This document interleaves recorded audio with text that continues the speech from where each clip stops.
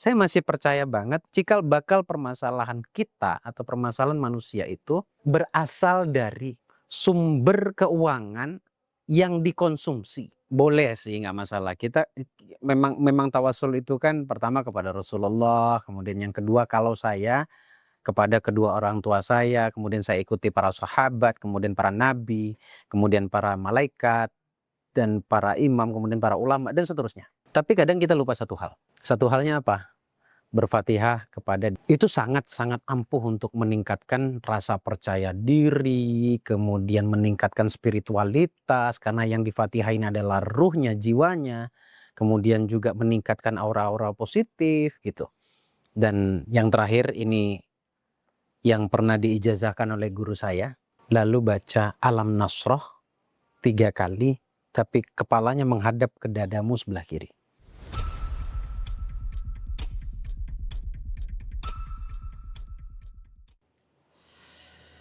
Assalamualaikum warahmatullahi wabarakatuh. Selamat malam yang nonton siaran langsungnya, selamat pagi, siang, dan malam buat yang nonton siaran ulangnya.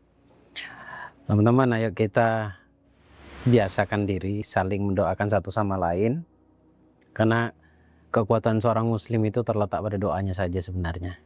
Jadi ayo kita saling mendoakan, membiasakan diri saling mendoakan satu sama lain. Di kolom komen ketik doa terbaikmu, bukan mendoakan dirimu tetapi mendoakan orang lain gitu ya. Tapi jangan khawatir bahwa sebenarnya kalau kita mendoakan orang lain itu, doa tersebut juga akan kembali kepada kita. Hukum pantulan itu jelas sangat berlaku ya. Dan saya ingin menyampaikan ke teman-teman, saya kurang lebih kembali rutin upload setiap hari itu hampir 1 bulan ya. Hampir 1 bulan. Coba ditonton 1 bulan terakhir ini. Nggak usah cari playlistnya, walaupun di playlistnya ada. Kalau cari playlistnya, di playlistnya Rahasia Kajaban Doa. Anda tonton selama 1 bulan terakhir ini. Pokoknya upload tiap hari. Itu ilmu semua ya. Jadi kalau kita pinter ngerangkumnya ya itu apa ya, fasilitas privat sebenarnya. Kalau kita pinter, kalau Anda mau sedikit bersusah payah untuk merangkum dari 1 bulan video yang saya upload. Pasti saya yakin banget kalau sungguh-sungguh hatinya dibuka, Allah akan berikan solusi. Dan saya paham sih untuk teman-teman yang merasa punya banyak masalah hari ini, kadangkala ingin menyerah ya. Paham banget saya. Psikologis atau psikis seseorang, kondisi hati seseorang ketika lagi merasa memiliki masalah itu kacau, paham, ngerti banget. Tapi bukan berarti hidupmu berhenti hanya gara-gara satu masalah yang sedang kalian rasakan. Ya, hidup terus berjalan, kebutuhan terus bertambah, ya. Tapi Allah juga tidak tinggal diam. Coba anggap, asumsikan dulu.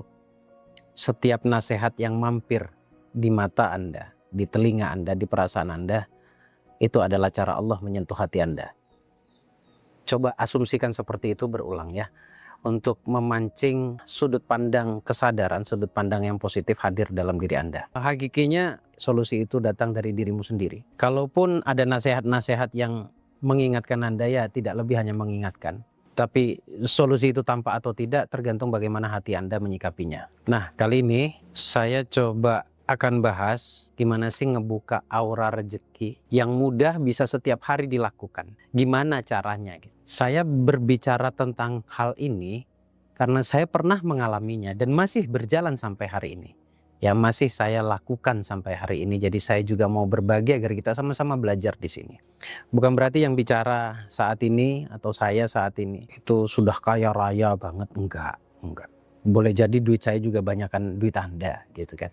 Tapi kekayaan itu bukan semata-mata tentang duit, tetapi bagaimana kita bisa menyikapi hidup, bagaimana kita selalu merasa berkecukupan, bagaimana kita bisa memancing selalu datang pertolongan Allah ketika dalam kondisi sempit. Ya, kita akan bahas tentang bagaimana caranya membuka aura rezeki. Ini sangat islami banget. Saya mencoba untuk mengkorelasikan spiritualitas, kesadaran masuk ke area-area religius atau agama, agar Anda tidak punya lagi keraguan untuk mengamalkannya ya. Mengamalkan itu maksudnya mempraktekkannya ya. Apa sih sebenarnya aura rezeki itu, atau bagaimana caranya meningkatkan frekuensi energi dalam diri kita tentang rezeki? Aura rezeki itu dari sudut pandang spiritual adalah pancaran energi positif. Jadi bukan bicara zahirnya, tetapi bicara tentang energi. Energi itu adalah sesuatu yang bersumber dari dalam diri kita. Ya, pancaran energi positif dari diri seseorang yang membuatnya seperti magnet, memiliki daya tarik. Dalam hal rezeki bahkan mungkin ya. Jadi ini bicara tentang energi. Dan kita juga harus paham bahwa dalam Islam itu rezeki itu tidak sesempit ketika kita menilai rezeki itu hanya tentang uang. Rezeki itu tentang banyak hal. Perlu sebenarnya Anda untuk menulis, mengidentifikasi rezeki selain uang yang Anda dapatkan itu apa. Bisa nggak Anda menulisnya gitu? Atau Anda menyadari nggak akan adanya rezeki? Bahwa tiap hari itu Allah berikan rezeki ke kita. Cuma karena kita menstandarkan rezeki itu adalah uang, ya akhirnya tidak menjadi nilai syukur. Karena uang nggak tiap hari datang gitu ya. Uang tidak setiap hari datang. Berarti kita ketika berasumsi bahwa kita nggak dapat rezeki. Enggak, rezeki itu banyak hal. Ya, banyak hal. Bisa ketenangan, bisa kesehatan. Anda nonton video-video edukasi seperti ini itu juga rezeki. Coba Anda list satu persatu rezeki yang Anda dapatkan dari mulai pagi tadi sampai nanti Anda menjelang tidur. Tidak hanya tentang uang, sekali lagi. Pertemuan dengan orang-orang baik mungkin. Kemudian ada yang nolongin Anda mungkin. Kesehatan, ketenangan. Banyak sebenarnya nasihat-nasihat atau ilmu-ilmu yang positif. Baik itu ketemu langsung dengan seseorang yang menasehati Anda, atau Anda hanya mendengarkan via YouTube atau aplikasi yang lainnya, itu tetap itu nasihat. Apalagi jelas yang disampaikan itu sedang terjadi dalam hidup Anda, itu berarti hidayah dari Allah sebenarnya, cuma melalui lisan seseorang gitu ya. Contohnya begini, orang yang hatinya baik, saya nggak bilang bersih ya, pikirannya tenang dan dekat dengan Allah, itu biasanya memiliki daya tarik gitu. Jangankan sampai mereka berbicara ya, kita melihatnya saja sudah menenangkan gitu ya. Ini bukan bicara ganteng atau cantik atau bukan bicara paras ya, tetapi bicara energi ya. Dan selalu diberikan kemudahan oleh Allah. Itulah orang-orang yang hatinya sebenarnya hatinya baik gitu ya, pikirannya tenang. Nah, ciri-ciri orang yang memancarkan energi keberlimpahan itu seperti apa? Nanti kalau ternyata tidak berada dalam diri Anda, berarti memang ada banyak hal yang harus Anda perbaiki ya. Saya lagi-lagi tidak bicara tentang paras di sini ya. Wajahnya adem, cenderung menenangkan orang lain. Sekalipun belum berbicara, ini udah sangat dahsyat berarti. Ada yang ketika bicara lalu kita tenang gitu ya. Ada juga orang yang belum bicara, kita lihat saja sudah menenangkan kita. Wah, itu levelnya luar biasa udah itu. Nah, tanda-tandanya seperti itu. Terus doanya mudah diijabah oleh Allah. Dan ketika ada satu masalah, sekelumit masalah dalam hidupnya, dia cenderung tetap tenang. Itu tanda-tanda orang yang sebenarnya memancarkan energi keberlimpahan.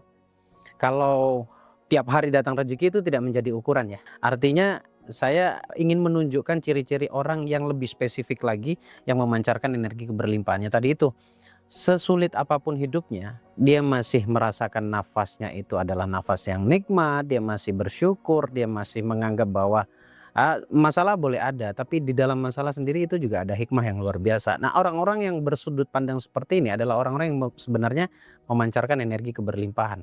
Atau gini, contoh sederhananya, pernah tidak Anda, atau mungkin ini Anda sendiri, Anda melihat seseorang yang tadinya, yang sederhananya keseharian kita yang bisa kita ingat-ingat, mudah untuk kita flashback ini ya. Ada satu warung, tadinya sepi. Lalu datang seseorang, kemudian dia pesen makan atau dia minum. Setelah dia duduk, banyak orang berbondong-bondong datang. Nggak saling kenal. Pernah nemuin nggak yang seperti itu? Dan itu tidak terjadi sekali dua kali. Apakah itu terjadi kebetulan? Enggak ada yang kebetulan. Tidak ada yang kebetulan. Jadi orang yang seperti itu sebenarnya, kalau bahasa kampungnya, bahasa zaman dulunya adalah dia membawa rezeki, dia membawa hoki. Makanya kami orang Madura, karena sebelah saya Madura, ibu saya Madura, itu sangat punya keyakinan. Sekali lagi ini hanya sebuah belief yang dibangun, tapi oke sebenarnya. Kami mempercayai kalau kami punya usaha, kemudian kita punya guru, kita mengajak guru kita untuk nongkrong di tempat kita. Dan itu saya lakukan. Saya buka kafe dulu, kemudian saya sering mengundang orang-orang hebat bagi saya ya. dalam penglihatan saya, dalam perasaan saya. Contoh ya, guru saya, kiai saya ajak nongkrong, terus saya lihat nih orang alim, saya ajak mereka nongkrong di kafe saya. Saya tahu pasti karena banyak hal ya, kafe menjadi ramai itu. Cuma yang jelas saya berhusnudzon ria, saya berbaik sangka bahwa salah satu sebab kafe saya yang selalu ramai dulu di Kalimantan itu karena salah satu sebabnya ada magnet yang sedang duduk di situ. Gitu. Nah, mudah-mudahan ini Anda gitu loh. Jadi orang kalau sudah kadung jadi magnet, apapun yang disentuh jadi duit. Bukan dalam arti nyentuh ini terus jadi duit, bukan gitu ya. Maksudnya dia mau kerja apapun jadi rezeki. Dia mau bisnis apapun jadi rezeki gitu ya. Nah, sekarang begini. Bagaimana caranya? Ada juga beberapa hal cara untuk meningkatkan aura rezeki. Jadi sebenarnya aura itu ada dalam dirimu, cuma lagi gelap aja gitu ya. Nah, semoga setelah saya jelaskan kemudian Anda amalkan, ini menjadi tirai pembuka lagi, kemudian hidup lagi yang namanya aura rezeki, aura positif dalam dirimu. Yang pertama, cek lagi sumber keuangan yang Anda konsumsi. Boleh tidak sepakat sih teman-teman, mungkin praktisi lain tidak sepakat dengan omongan saya ini ya. Karena saya masih membawa nilai-nilai agama ke dalam ilmu pengembangan diri seperti ini. Nggak masalah sih, karena sama itu juga nggak harus. Beda itu juga tidak dilarang gitu ya. Sama tidak harus, beda juga nggak dilarang gitu. Nah, saya berbeda dengan mereka nggak masalah juga. Yang penting tetap ada saling cinta, saling sayang, dan saling mengirim energi positif satu sama lain. Apa yang menjadi pembeda? Saya masih percaya banget bahwa cikal bakal manusia, cikal bakal permasalahan kita atau permasalahan manusia itu berasal dari sumber keuangan yang dikonsumsi. Saya nggak bicara haram halal di sini. Ya, kalaupun saya nyebut riba nanti, itu saya tidak bicara haram dan halal. Nggak ada di pikiran saya itu. Karena bukan wilayah saya juga bukan ustadz. Bukan halal haram, tapi lebih kepada energinya, energi apa yang kita konsumsi. Sudah jelas itu dilarang oleh Allah. Sudah ada ayatnya bahkan. Kalau dipelintir-pelintir ya terserah, itu hak Anda. Kalau saya sangat mempercaya bahwa, saya punya alasan juga percaya. Hampir 95%, bahkan hampir 100%. Sisanya itu karena mereka belum cerita banyak saja. Semua permasalahan yang mereka alami, cikal bakal sebabnya adalah karena riba. Karena sumber konsumsi uangnya yang tidak sehat. Saya nggak bicara halal haram. Tolong digarisbawahi. Bukan kapasitas saya, bukan wilayah saya. Saya cuma mau menyampaikan bahwa ini dilarang oleh Allah. Dan saya pernah menjalankannya. Dan nggak benar. Menjalankan bukan saya menjalankan uang riba. Enggak, saya pelaku riba. Saya pernah terlibat di situ. Punya hutang gede. Bisnisnya gede gitu. Tapi nggak selesai. Akhirnya saya tutup, saya selesaikan dari uang yang benar. Nah, jadi kalau Anda mau aura rezeki Anda terbuka, terpancar, memancarkan energi rezeki, Anda perlu perhitungkan apa yang saya sampaikan. Saya juga nggak maksa Anda harus percaya apa yang saya sampaikan ya. Tapi coba, ini Anda alami apa tidak? Itu satu, sumbernya. Kemudian yang kedua, selain dari sumber keuangan, sumber yang kita konsumsi, kita dapat rezeki dari jalan yang seperti apa gitu maksudnya. Yang kedua adalah lingkungan, di mana Anda bergaul. Bergaul itu bukan hanya sama teman ya, tapi bergaul itu juga ada di lingkungan keluarga kita atau lingkungan tetangga kita, lingkungan rumah kita. Coba kalau itu rata-rata negatif, mau nggak mau kita akan ke-trigger loh. Kita juga akan ketularan jadi orang yang negatif. Ingat ya, berhasil, sukses itu menular, gagal itu juga menular. Kalau memang dirasa ini Anda alami, apa yang saya sampaikan barusan di 2 poin ini Anda alami, segera ambil tindakan deh. Nah, kalau bicara tentang sebabnya mungkin lingkungan Gus yang tidak baik. Nah, lingkungan itu sebenarnya sederhana. Anda nggak bisa kuasai mereka, kita nggak bisa ngerubah orang lain. Saya juga ngomong begini di video begini, di kamera begini juga nggak punya niatan untuk merubah Anda.